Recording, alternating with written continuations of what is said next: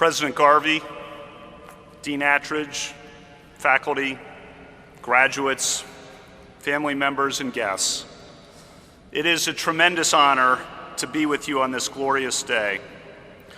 I'm grateful to my friends Dean Attridge and President Garvey for their leadership of this superb law school and university.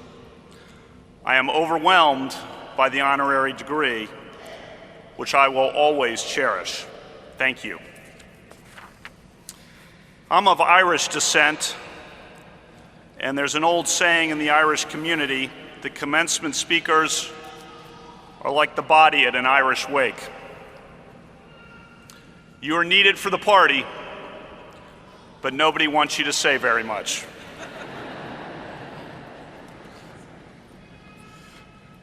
Let me begin by extending my heartiest congratulations to the graduates. You have persevered and you have achieved a great goal. Congratulations.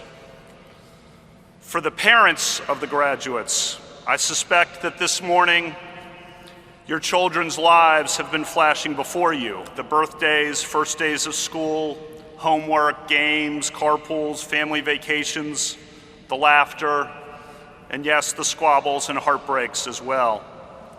And I imagine you may be choking back some tears and biting your lips a bit when your children receive their diplomas in a few minutes.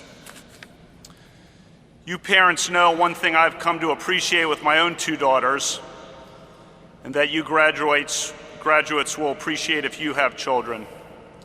Nothing you experience in life, no matter how intense your feelings, is likely to match the intensity of your love for your sons and daughters. Nothing you care about in your life is likely to match how much you care about your sons and daughters. So congratulations again to all of the parents and family members here today. Graduates, you have attended a special law school. 3 of my high school classmates and friends from Georgetown Prep graduated from this law school in 1990. Phil Merkel, Don Ergo, and Mike Bidwell. One is a career attorney in the Justice Department, one is a successful business person, and one is the owner of the Arizona Cardinals football team. Not too shabby.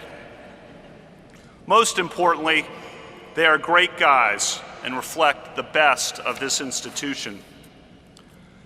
This is a Catholic school, and a school that is proud to be Catholic. What makes Catholic education so special is the welcoming of all faiths and beliefs, while at the same time teaching Catholic values. At this school, you learn the great lesson that Jesus recounted in the Gospel of Matthew, chapter 25. Whatever you did for one of these least brothers of mine, you did for me. For I was hungry and you gave me food. I was thirsty and you gave me drink. A stranger and you welcomed me. Naked and you clothed me. Ill and you cared for me. In prison and you visited me. Being a graduate of this law school means you will have many advantages, but you also have responsibilities. Serve meals to the homeless. Give clothing to the poor. Use your legal training to help those who need legal help. As Pope Francis says, faith and values mean not just belief and going to Mass, but action. And the most important action is to help others in need. Speaking of those who help others, the dedicated and talented professors of this school are an extraordinary treasure. Great professors like the 4 who were chosen by the students for honors this year, Mary Leary and Catherine Kelly and Sarah Duggan and Suzette Malveaux. Congratulations today to all the professors, and can we give them a round of applause?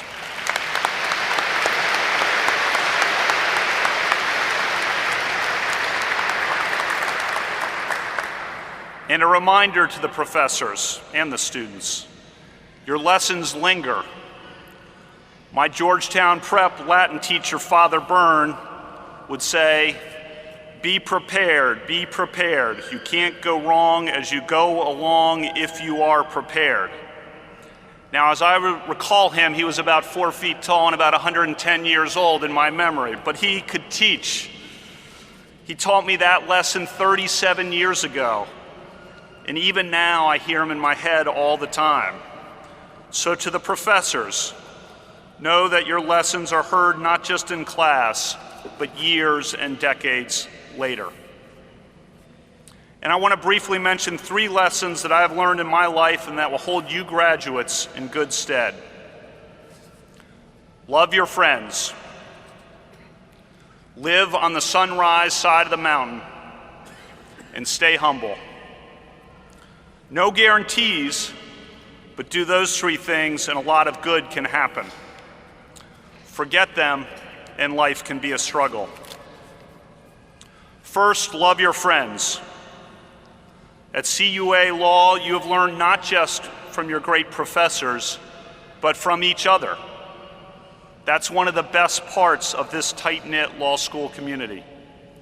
Whether you are in the law school cafe or the library or Starbucks or at the Crab Fest or the Barristers Ball or countless other times with your classmates, you have learned from each other. In law school, I lived with 7 other guys in a house in New Haven behind the gym. The house was so nasty that all the college frats had turned it down as unsanitary. But the 8 of us lived there and bonded and have remained friends. For the last 27 years, every year, the 8 of us have gotten together for 1 weekend a year. One guy picks a location and organizes it. The rest of us second guess everything. But together we've been to spring training and Wrigley Field and rafting and biking and the World Series, to locations around the United States, even Vegas, but that was a long time ago. Different members of the group have been through ups and downs at times because life throws a lot at you, as you graduates will see in your lives. But the 8 of us have maintained a very tight bond and have carried each other and encouraged each other through the valleys and mountains of life. The camaraderie at this law school is similar. Your friends from here will always be your friends. Cherish your friends. Look out for your friends. Lift up your friends. Be loyal to your friends. Love your friends. Second, live on the sunrise side of the mountain, not the sunset side of the mountain. Be optimistic. See the day that is coming, not the day that is gone. This was a favorite saying of President George W. Bush's. I worked for him for 5.5 years. Love the guy. At graduations, he would say, "For those of you who've won honors, awards, and distinctions, well done. And for the C students, you too can be President of the United States."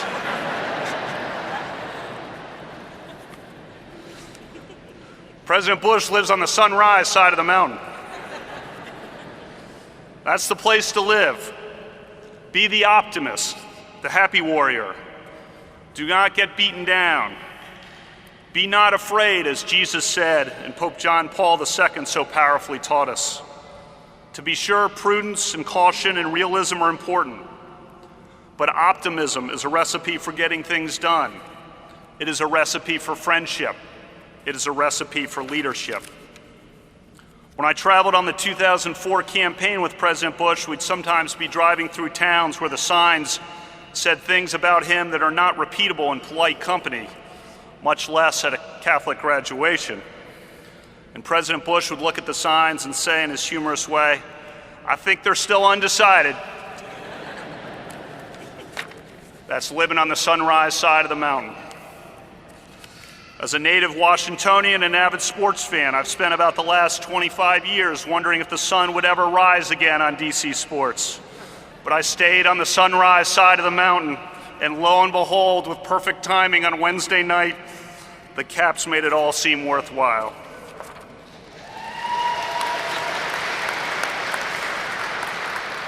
In the official proceedings, you can record that in the transcript as all caps. More seriously, our constitutional history has been built by lawyers who are optimistic about the day that was coming. like the advocate who believed there was nothing equal about separate but equal, and the son of an Italian immigrant who insisted that adhering to what the law says is an essential feature of the rule of law. Thurgood Marshall and Antonin Scalia, and so many others who have built and improved our constitutional system, had the courage and eloquence to persuasively articulate and fight for ideas that were not yet in fashion. They were optimistic. They lived on the sunrise side of the mountain. They believed in the day that was coming. You do the same. Third, stay humble. Okay, not today. Today is a day to congratulate yourselves, bask in the glory, and maybe toss back a few beers. But tomorrow, back to humility. We are all equal before God. No one is better than anyone else. You may be a great student or a great lawyer. You may be rich or beautiful, or maybe you think you're both rich and beautiful. But walk humbly. Etched in stone on the law school building here are these words from the Old Testament book of Micah. Do justice, love mercy, and walk humbly with your God. And the Gospel of Matthew chapter 23 reminds us, whoever exalts himself will be humbled, but whoever humbles himself will be exalted. Do not act like you are better than others. Include others. Look out for and extend a friendly word or hand to those in your neighborhoods or workplaces who might be struggling or who are left behind. My 9-year-old daughter Liza has a great saying, "We are all God's children." She usually says that when she's bringing some stray dead animal into the house. But how right she is. We are all God's children.